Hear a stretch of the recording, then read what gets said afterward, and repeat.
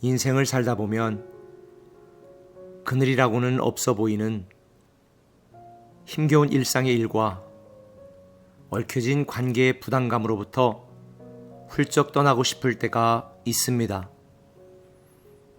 내가 감당해야 될 의무와 이행해야 될 규칙과 내 가정과 직장에 꽁꽁 매여있는 현실로부터도 벗어나고 싶을 때가 있습니다. 그러나 떠난다고 문제가 해결되는 것은 아닙니다. 도망친다고 문제가 없어지는 것도 아닙니다. 중요한 것은 문제가 아니라 문제에 대한 나의 반응입니다. 인생의 해결책은 외부에서 오는 것이 아니라 내부로부터 시작됩니다.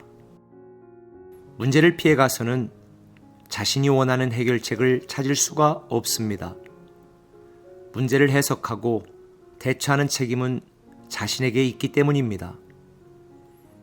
우리가 나 자신의 삶에 대해 스스로 책임지지 않는다면 결국 다른 사람이 내 인생의 중요한 문제들을 결정하게 될 것입니다. 그래서 스티븐 코비는 성공하는 사람들의 7가지 습관이라는 책에서 성공의 첫 번째 습관은 주도적이 되는 것이라고 강조합니다. 어제 내린 결정이 오늘을 만들고 오늘 내린 결정이 미래를 만들어가기 때문입니다.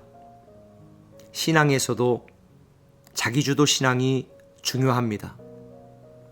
책임이라는 단어는 영어로 responsibility입니다.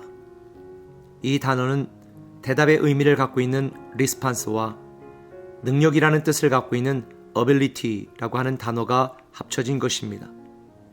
다시 말하면 책임이란 우리가 어떤 문제에 응답하는 능력을 의미합니다. 물론 모든 문제와 일에 대한 책임이 나 자신에게만 있는 것은 아닙니다.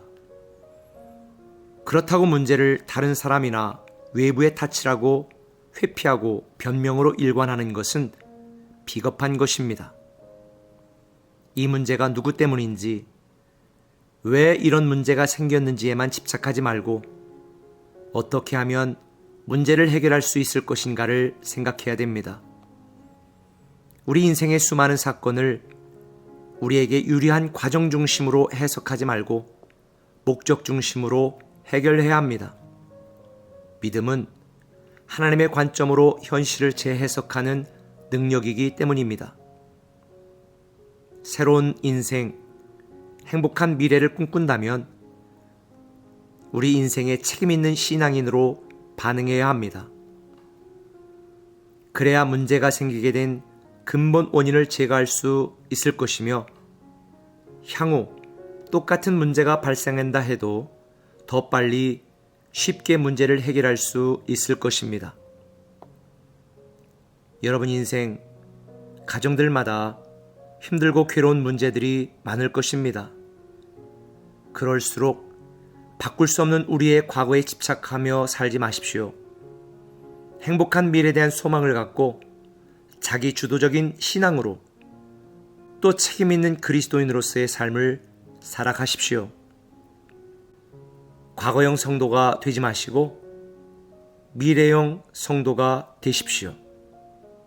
미래에서 오늘을 바라보며 여러분을 사랑하시는, 여러분을 도우시는, 여러분을 함께 하시는 하나님을 믿고 새로운 미래를 향해 한 걸음씩 나아가십시오. 여러분을 축복하고 사랑합니다.